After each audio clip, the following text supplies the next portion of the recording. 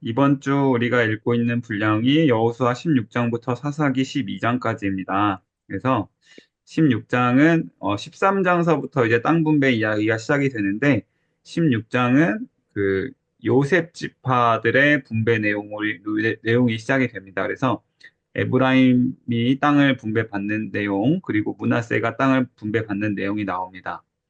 그런데 이 16장에서 가나안 원주민을 완전히 몰아내지 못했다라는 말씀이 또 마지막에 이어지고 있습니다. 그래서 불완전한 순종 그리고 그것으로 인해서 미래에 어떤 또 문제가 발생될 것을 암시하고 있다라는 그 찝찝한 느낌을 가지면서 16장이 끝나게 됩니다. 우리는 16장이 굉장히 짧았는데 이 안에서 이런 교훈을 생각해 볼 수 있겠습니다. 하나님의 주권 아래에 또 인간의 책임이 있다라는 것이죠. 우리가 지난주에 하나님 음, 편에서 100%의 일하심, 그리고 인간 편에서도 100%의 일이 있어야 된다라는 것을 말씀드린 바가 있었어요. 그래서 역시나 마찬가지로 하나님이 주신 은혜와 더불어 인간의 노력과 또 인간의 책임이 있다라는 것입니다. 그래서 신자는 구원의 확신에 거하면서도 성화를 위해서, 하나님을 닮아가기 위해서 피 흘리기까지 싸워야만 한다라는 말씀처럼 성화를 위해서 싸워 나가야 할 필요가 있다라는 말씀을 우리가 같이 생각해 보실 수 있겠어요. 그래서 우리 그리스도인의 삶은 끊임없는 전투하는 삶, 성화의 삶이다라는 것을 기억하실 수 있으면 좋겠습니다. 자, 그리고 이어지는 17장에서는 므낫세 지파가 불평하는 내용이 이어지게 됩니다. 땅이 좁다고 불평을 하는 그런 내용이에요. 자, 여기서 지금 땅이 좁다고 불평하는 사람들은 므낫세 반지파에 해당하는 서쪽, 요단강 서쪽을 차지하게 될 므낫세 반지파에 지금 해당하는 내용이에요. 므낫세 반지파는 동쪽 편에 목축지를 이미 받은 바가 있었죠. 자, 그럼에도 불구하고 그렇게 따져서 반지파 땅을 합치면 사실상 가장 많은 땅을 차지한 족속 중에 하나인데 불구하고 이제 또 이 반지파가 땅이 좁다고 불평하고 있는 그런 모습이 이어집니다. 그러자 이제 여호수아가 그러면 숲을 개간하고 또 산지도 정복하고 거기 위에 있는 모든 어, 너의 능력을 발휘해서 계속해서 적극적으로 땅을 개간하라라는 말씀까지 이제 주십니다. 자, 그래서 여기서 우리는 17장에서 하나님의 약속은 수동적으로 받는 것만이 아니라 역시 또 적극적으로 믿음의 행동을 요구한다라는 것을 우리가 또 교훈으로 받을 수 있겠습니다. 그래서 이 능동적인 믿음, 즉 순종이 없이는 하나님이 주실 약속과 축복을 온전히 누릴 수 없다라는 것이죠. 역시 마찬가지로 우리의 책임에 대해서도 이야기하고 있는 것입니다. 자, 그래서 우리는 하나님의 예정된 축복도 방편들을 통해서 성취된다라는 이 말씀을 좀 기억하실 수 있었으면 좋겠습니다. 우리가 그 웨스트민스터 소유리 문답의 은혜의 방편에 대해서 이제 말씀을 하고 있거든요. 하나님이 우리를 위해서 다 은혜를 마련해 주셨습니다. 그런데 그 은혜들을 받고 누리기 위한 방편이 있다라고 가르침을 주는데 그때 가장 중요하게 요구되는 것이 말씀과 기도예요. 그래서 하나님께서 우리를 위해 예비하신 그 축복, 은혜는 말씀과 기도, 그리고 그것들 앞에 순종할 때 받게 된다라는 그런 말씀이 있습니다. 그래서 오늘날 성도는 적극적으로, 수동적으로 하나님이 알아서 주시겠지가 아니라 말씀과 기도를 가지고 모든 삶 가운데서 또 모든 문제에 있어서 순종하는 마음으로 나아갈 때 하나님이 더 길을 열어주시고 예정된 축복을 주신다라는 사실을 우리가 기억해야만 하는 것입니다.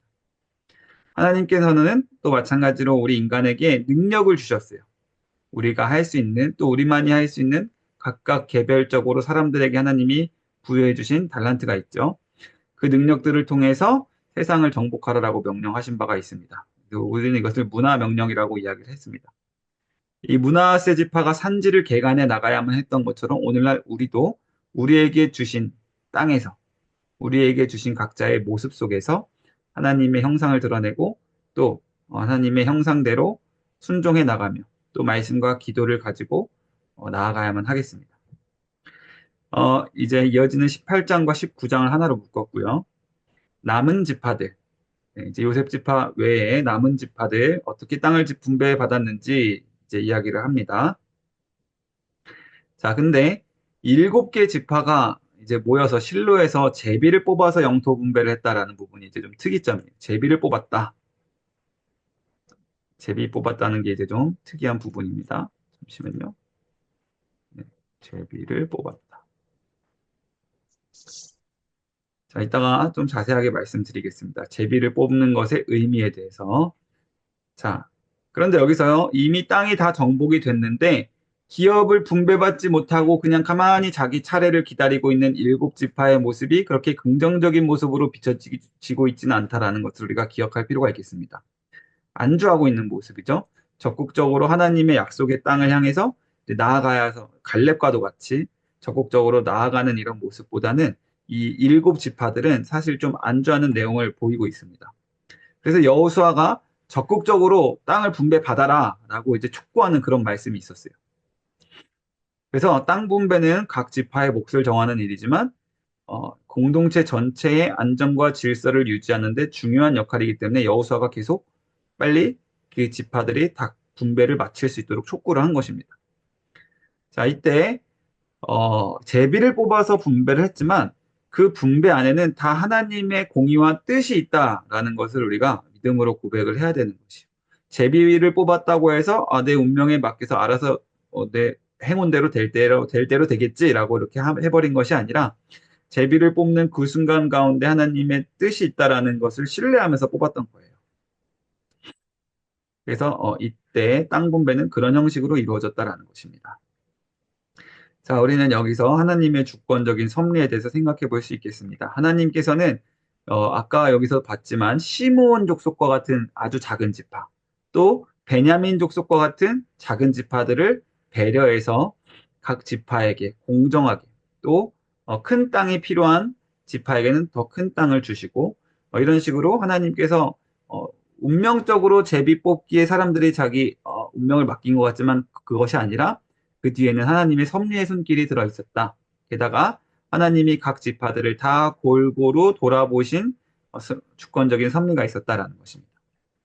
그래서 우리 크리스천들도 하나님께서 우리 삶 가운데 하나님이 우리의 모든 형편을 아시고 섭리하시는 그 손길이 있다라는 것을 믿어야만 합니다. 그래서 우리 각자의 처지, 우리에게 주신 상황과 환경들 가운데 불평하지 말고 주신 자리에서 충성해야 한다. 라는 것을 우리가 생각해 볼 수 있겠습니다. 아까 17장에서 문하세 족속들 불평했던 것을 우리는 본받아서는 안 된다라는 것이죠.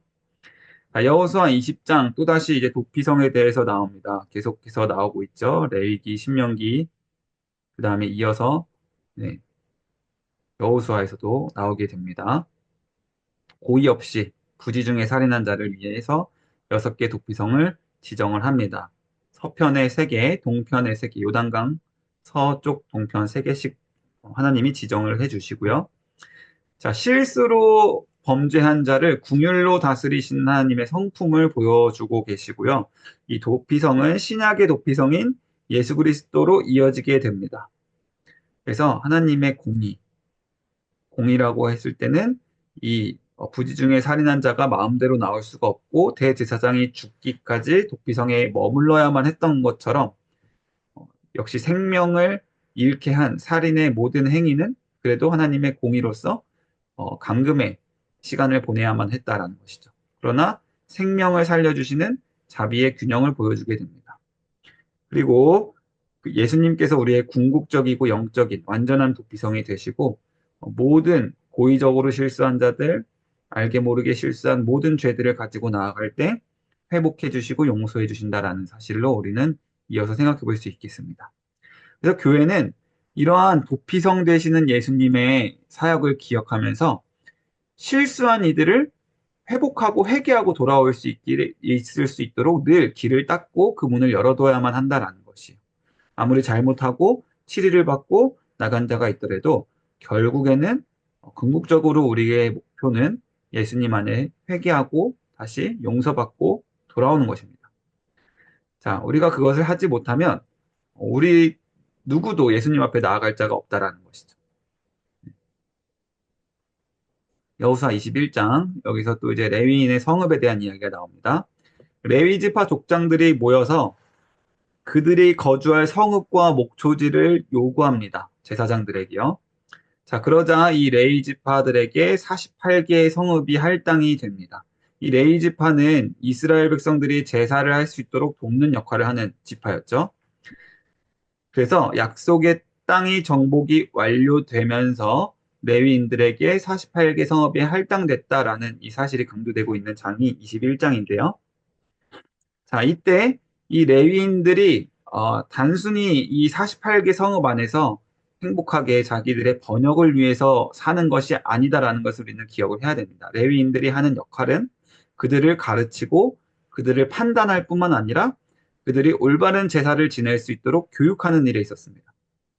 신앙 교육에 있었다. 그래서 우리는 또 다시 11조와 헌금에 대해서 생각을 해볼 수 있는 것이죠. 그래서 교회는 물질로 사역자를 구제만 하는 것이 아니라 자신들이 그것을 통해서 영적으로 강건해질 것을 목적으로 하여 헌금하는 그 목적을 잊으면 안 된다라는 것이죠. 그래서 반드시 그 성도들의 헌금을 받고 생활하는 말씀 사역자들은 복음 전파에 생명을 걸고 집중을 해야 됩니다. 세속적인 이득을 추구해선 절대 안 되는 것이에요. 그래서 사역자들은 늘 백성의 신앙 교육, 영적인 풍요로움을 위해서 그 안에서 최선을 다해서 섬겨 나가야 됩니다. 뿐만 아니라 이렇게 레위인들의 요구에 따라서 백성들이 성읍 48개를 이렇게 기꺼이 내어줬던 것처럼 교회 공동체는 우리 서로 서로의 필요를 채우고 돌보아야만 하는 그런 아름다운 모습을 보여야만 합니다. 오늘 TV가 필요하다라는 광고가 올라오자마자 세 분의 성도님들께서 TV를 기증하셨다라는 그 아름다운 그 이야기가 저는 오늘 이 말씀을 준비하다가 생각이 났어요. 서로 서로 이렇게 아름답게 필요를 채워주는 이런 모습들 너무나 아름다운 모습인 것 같습니다. 여호수아 22장은요, 동쪽 지파, 세 개 지파가 있었죠. 제단 건축한 사건 때문에 전쟁 직전까지 갔던 위기의 상황을 다루고 있습니다. 자, 오늘 우리가 살펴본 말씀이었죠. 자, 동편 세 개의 지파들이 증거재단을 건축을 합니다. 그래서 서쪽 지파가 뭐야 너희들 왜 우리와 다른 신을 섬기는 것이냐 이게 무슨 재단이냐라고 이제 물어보기 시작하죠. 그래서 그 비느하스라는 이제 장군이 조사를 위해서 출발합니다. 비느하스는 예전에 그 미디안 족속과 음행했을 때 음행했던 그 자를 창으로 던져서 죽였던 그 유명한 신앙인이었죠. 자, 그래서 지파의 이제 오해를 가지고 물어보러 가게 되는데요. 전쟁 직전까지 가는데, 이것은 우리가 다른 신을 섬기거나 우상 숭배하려고 하는 것이 아니라 서쪽에 있는 모든 지파와 우리가 같은 하나님을 믿고 있고 우리가 이렇게 이렇게 구원을 받았다라는 것을 기념하기 위해 세운 것이다라고 잘 해명을 해요. 그래서 이 사건에서 우리가 받아들여야 될 교훈은 의도를 정확하게 의중을 파악하지 못하고 섣부르게 판단을 내리는 것은 우리가 위험하다라는 교훈을 얻어야만 합니다. 그리고 중요한 것은 소통이 필요하다. 우리 사이사이에 소통이 없으면 공동체가 분열된다라는 것이죠. 자, 그 재단의 이름은 증거라고 이제 기록을 합니다.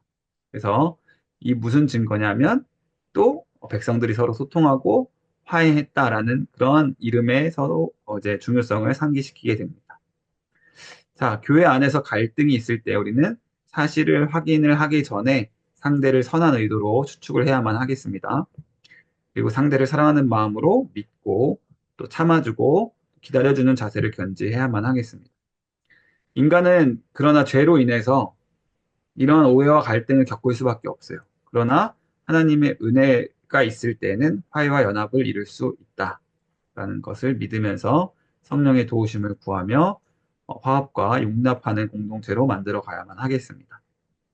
자, 이제 마지막 23장부터 24장의 고별 설교입니다. 자, 고별 설교를 설교하기 전에 아직 여전히 정복하지 못한 남아있는 민족들이 있다라는 사실을 언급을 다시 하고 있어요.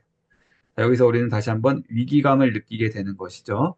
예, 이것이 옆구리에 뭐라고 돼 있죠? 올무나 가시가 될 것이다. 그죠? 가시. 그죠?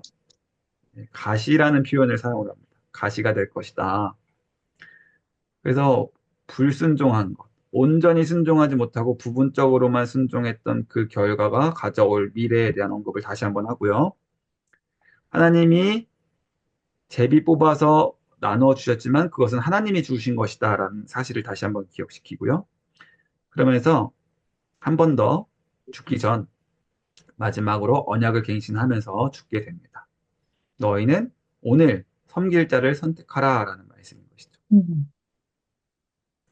자, 그래서 여호수아는 언약갱신을 굉장히 여러 차례 했어요. 이스라엘 백성들과 함께 언약갱신을 굉장히 여러 차례 했으면서 죽기 전에도 한 번 더 언약갱신을 하면서 죽는 거예요. 자, 그래서 여호수아가 이 죽기 전에도 언약갱신을 하면서까지 이렇게 언약을 다시 한번 상기시키는 그 목적이 무엇인가 하니 세대를 걸쳐서 계속적으로 의식적으로 하나님의 언약을 떠올리게 하는 일이 그만큼 중요하다라는 것이. 신앙은 세대와 세대를 뛰어넘어서 계속해서 하나님의 언약갱신 사건이라고 볼 수 있겠습니다. 우리의 신앙은 날마다 하나님의 언약갱신되는 사건입니다. 우리 매일매일의 신앙이 매일매일 우리 안에서 하나님의 언약이 갱신되는 일이 바로 우리의 신앙생활인 것입니다. 그래서 여호수아는 죽기 전에도 그 일을 하고 간 것이에요. 그것이 말씀 사역자들이 해야 될 일이고요. 우리 교회 안에 있는 모든 영적인 리더들이 해야만 할 일입니다. 그런데 이때 개인적인 결단뿐만 아니라 공동체적인 서약, 그 모두가 다 중요하다라는 것을 여호수아가 마지막으로 또 모범적으로 보여줍니다. 너와 나의 집, 나와 내 집, 이렇게 나 한 사람뿐만 아니라 내 집, 이렇게 공동체를 강조하고 있다는 거예요.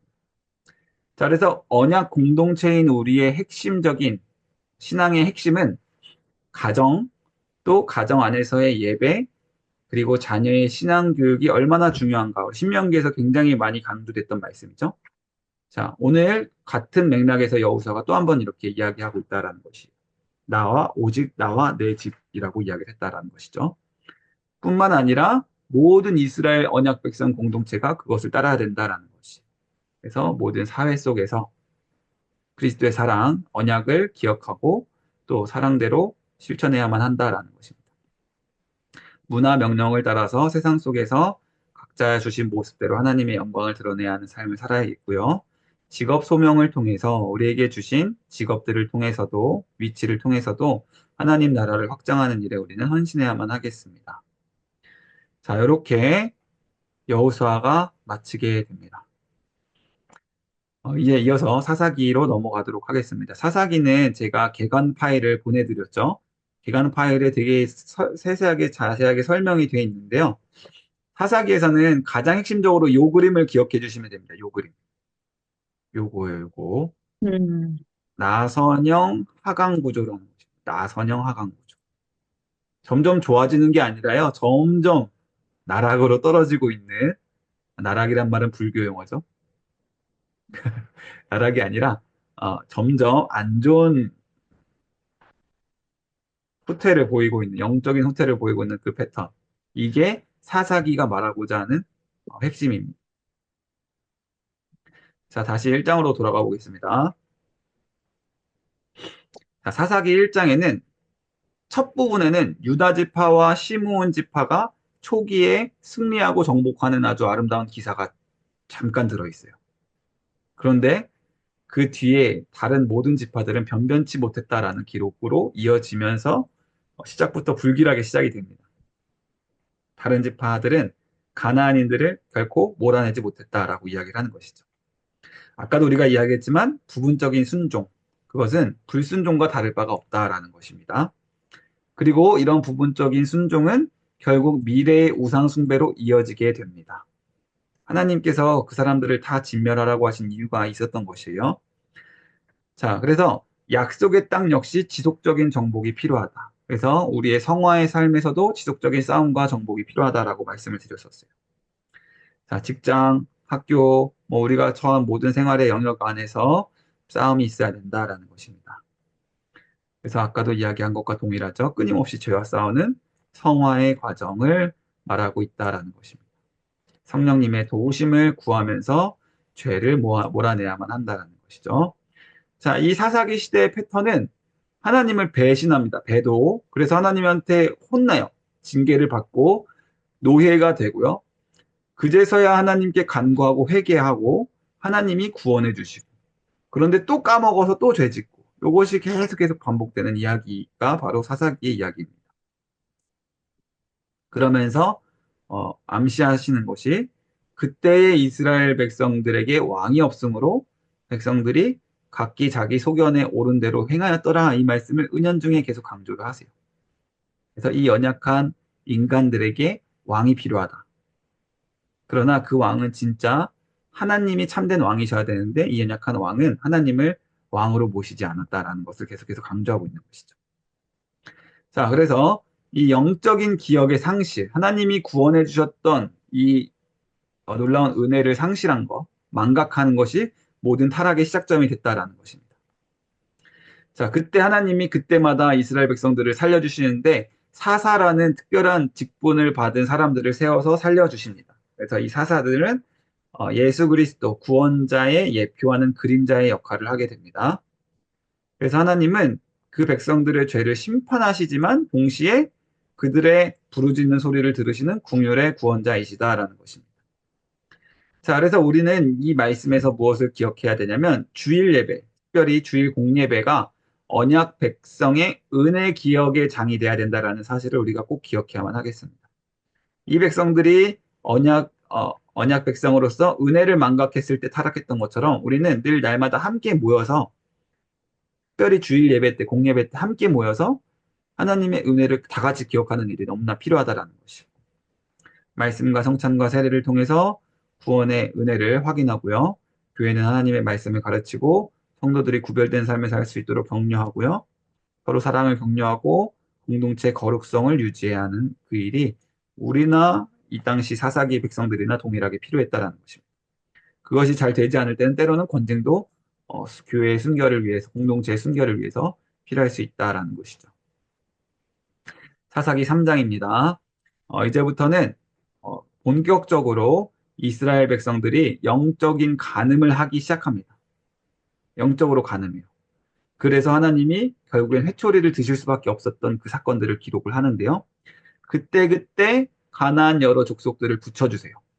그리고 그때그때 백성들이 회개하고요. 그때그때 사사들을 세워주십니다. 그래서 첫 번째 사사 온니엘이 등장을 하게 됩니다. 자, 온니엘이 등장을 하는데 메소포타미아 구산 리사다임 왕 갈대아인으로 기록이 되어 있는데 이 왕을 정복해서 백성들을 구원해냅니다.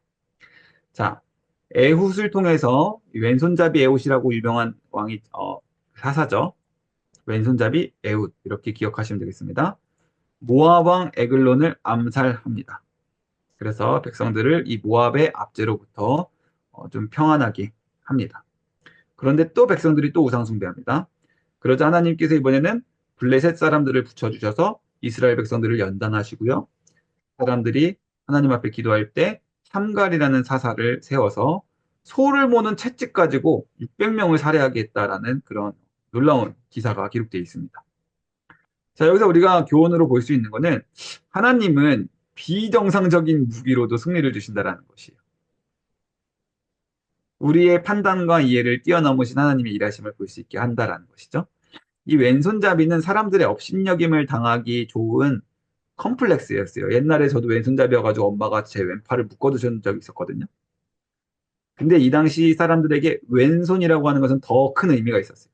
오른손이 힘과 강함을 상징하는 것이고 왼손은 거의 약간 장애에 가까운 그러한 편견이 있는 그런 것인데 그런 손을 가지고 약점을 가지고도 승리를 도구로 사용하시는 하나님.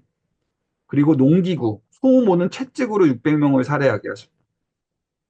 하나님을 의지하면 반드시 승리를 주시고 강하게 될 것인데 이스라엘 백성들은 잠시 깨닫는 것 같더니 계속 깨닫지 못합니다. 자, 이것은 넘어가도록 할게요. 자, 사사기 4장부터 5장에 드보라와 바락 이야기가 나옵니다. 여성 사사가 등장을 하게 되죠. 자, 바락과 함께 시스라를 격파를 하게 되는데 바락이 장군이 조금 소극적인 태도를 보여요. 하나님의 말씀을 온전히 신뢰하지 못하고 드보라 당신이 같이 올라가주면 내가 같이 싸울게요. 뭐 이런 말씀을 합니다. 그래서 하나님이 바락 당신에게 시스라 장군, 이 시스라라는 장군은 가나안 족속의 장군이었어요. 어, 이스라엘 백성들을 압제하고 있었는데요. 드보라가 예언을 합니다. 바락 당신이 시스라를 못 죽일 것입니다. 시스라는 여인의 손에 하나님이 넘기실 것입니다. 라는 이야기를 해요. 그래서 야엘이라고 하는 여인이 시스라가 잠들어 있었을 때 말뚝으로 관자놀이를 쳐서 죽이는 사건이 기록이 됩니다. 이때 이 야엘이 누구의 후손이라고 했었죠? 미디안. 이 야엘이라는 미디안 그 처남, 예, 예. 모세의 모세의 처남인가? 네, 모세의 처남이었고 길잡이 역할을 해달라고 모세가 간청해서 잡았던 사람 있잖아요. 네. 그 사람의 후손이었다라고 기록이 되어 있어요. 이거 4장, 5장 읽으실 때 잘 읽어보시면 되겠습니다. 네. 미디안 이방인이었는데 모세와 함께 출애굽 백성으로 들어와서 또 그 자손이 이러한 위대한 일을 하게 되는 그런 복을 누렸다라는 것을 생각해 볼 수 있는 것이죠. 자, 그리고 그 큰 승리 이후에 드보라가 찬양을 합니다. 자, 여기서 우리는 겸손한 협력, 남자, 여자 상관없이 남녀의 지도자 연합이 승리의 열쇠가 되었다라는 것을 우리는 함께 볼 수 있겠어요.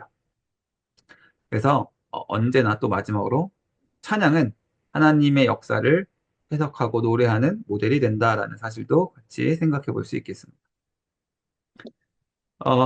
사사기 6장부터 8장은 기드온 사건입니다. 여기 굉장히 좀 서사가 좀 길죠. 기드온은 겁쟁이였어요. 그래서 밀 타작하는 타작 거장에 숨어서 쪼그려서 밀을 간신히 타작하고 있던 겁쟁이였습니다. 그런데 하나님이 그 기드온을 큰 용사여 이렇게 불러주시죠. 그러니까 이거는 그 사람의 어떠함을 보고 하나님이 불러주시는 것이 아니라 하나님이 그 사람을 그렇게 세우실 것을 어, 먼저 선언하신다라는 것이. 자, 기도는 계속해서 하나님을 시험을 합니다. 자신이 너무 연약하기 때문에 그럴 일은 없다. 제가 어떻게 백성들을 용사가 돼서 백성들을 구원해내겠습니까? 여러 차례 시험을 하는데 하나님이 그 시험에 또 굳이 그대로 다 응해 주시면서 기도원에게 믿음을 주십니다. 그래서 300명을 가지고 미디안 족속들을 쳐부수게 됩니다. 그죠? 그런데 중요한 것은 이 기도원도 타락하고 맙니다. 나중에는 에봇을 만들죠. 그리고 그 에봇을 우상화하고 섬깁니다. 자기의 힘의 기반이 바로 이 에봇에서 나왔다라는 우상숭배의 모습을 보이면서 타락을 합니다. 자, 그래서 우리는 여기서 승리 후의 교만은 영적인 추락을 부른다. 하나님은 너의 힘을 의지하지 말라라는 말씀을 하셨습니다. 자, 우리 인간 삶의 가운데 성공하는 순간을 주실 때 우리는 늘 교만하면 안 된다라는 것을 기억해 볼 수 있겠습니다. 나의 성과를 자랑하지 말고 오직 하나님께 영광을 돌려야만 합니다. 기드온이 죽은 후에 다시 우상숭배에 빠지고 말고요. 또 기드온 가문을 통해서 이제 이어지는 9장의 아비멜렉의 사건, 비극이 또 일어나게 됩니다. 자, 과거의 은혜를 잊고 하나님을 멀리하면 타락하기 쉽다라는 것을 또 보여주는 사건입니다. 성도는 늘 은혜를 기억하고 감사해야 합니다. 늘 언약갱신을 해야 하는 것이죠. 자, 이제 9장 아비멜렉의 비극. 자, 기드온의 서자 아비멜렉이 자신이 왕이 되기 위해서 자신의 형제들 70명을 한꺼번에 살해하는 아주 끔찍한 사건을 기록이 되어 있습니다. 그리고는 세겜 사람들에게 가서 자신을 의탁하고 스스로 왕이 되게 됩니다. 자, 그런데 기드온의 아들 중 한 명, 요담이라고 하는 사람이 간신히 살아남아요. 자, 그 사람이 저주의 예언을 하게 됩니다. 요담의 비유 사건이죠. 그것이 밑에 나오는데 그리심산에서 세겜 사람들에게 가시나무 왕의 비유를 들어서 저주를 하게 되는데요. 좋은 나무들, 올리브나무, 무화과나무, 포도나무들은 자신의 본분을 다하면서도 자기는 왕이 될 수 없다라고 하는데 쓸모없는 가시나무 왕이 오히려 불을 내면서 좋은 나무들을 다 태워버리고 스스로 자기가 왕이 되는 그런 악한 내용을 이제 세겜 사람들에게 선포하고 경고를 하는 것이죠. 예언의 선포였어요. 자, 그게 바로 이 아비멜렉이라고 하는 사람. 이 사람에 대한 노래였다라고 볼 수 있겠죠. 이 예언처럼 아비멜렉과 세겜 사람들이 서로는 이제 처음에는 서로 왕이 되고 지지해주고 막 응원해주고 했는데 불화가 일어나게 되고 결국 서로 싸우게 됩니다. 그때 아비멜렉이 세겜 사람들을 무자비하게 죽이고요. 그런데 또 세겜성이 무너져서 아비멜렉이 위험에 처하게 됐을 때 여인이 던진 돌에 두개골이 깨지면서 아비멜렉이 비참하게 죽음을 맞이하게 됩니다.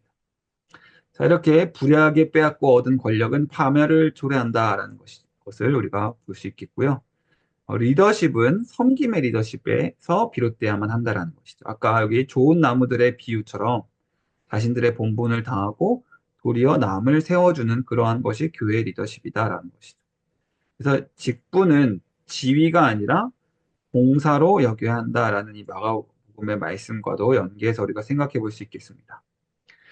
마지막 10장부터 12장까지의 내용입니다. 입다, 아주 어리석은 음, 입다죠. 어리석은 입다입니다. 경솔하게 서원했고요. 말씀에 무지했기 때문에 진짜 딸을 죽여요. 전투에서 이기게 해주시면 내 전투를 가장 처음으로 축하해주는 사람을 바치겠다라는 그러한 어, 어리석은 서원을 하는데 자기 딸이 전투에서 제일 먼저 금이환영하는 아빠를 축하해주면서 달려나오는 모습을 보고 자기 딸을 진짜 바쳐버리죠. 자, 이것은 율법에 대한 무지에서 비롯된 것입니다. 분명히 레위기 27장 말씀이 경솔하게 한 서원에 대해서 물을 수 있는 법에 대한 말씀이 기록이 되어 있거든요. 섣불리 한 서원에 대해서 서원 물으는. 자, 근데 이것에 대한 말씀에 대한 지식이 없으니까 이렇게 된다라는 것이죠. 그래서 말씀에 대한 지식이 없이는 신앙은 객관적이고 명백한 말씀이 아니라 자기 감정과 경험에 휩쓸리고 의지하게 된다라는 사실을 우리는 기억해야만 하겠습니다. 시편 119편 105절 말씀이 아주 중요한 말씀이죠. 주의 말씀이 내 발의 등이요 내 길의 빛이니이다. 말씀이 우리의 길을 비춰줘야 되는데 감정과 경험이 우리 신앙을 이끌어가게 된다라는 것이죠. 그래서 우리가 오늘도 이렇게 열심히 말씀을 같이 보는 것이죠. 갈등할 때에는 또 싸움을 선택해서는 안 되고 언제나 말씀을 쫓으면서 방법을 구해야 된다라는 것도 생각해 볼 수 있겠습니다. 자, 이렇게 12장까지 모든 장을 살펴봤고요. 전체 내용 중에서 우리는 언약의 신실성에 대해서 다시 한번 생각해 볼 수 있겠어요. 사사기 내용은 백성들의 완전히 나선형 하강 구조라고 말씀드렸잖아요. 밑바닥으로 계속해서 추락하는 백성들에게 하나님이 그럼에도 끊임없이 백성들을 구원해 내시고 은혜를 베푸셨다라는 그 놀라운 일을 보면서 역시 언약의 신실하신 하나님을 다시 한번 생각해 볼 수 있겠습니다. 또 인간의 책임에 대해서도 굉장히 강조하고 있는 거예요.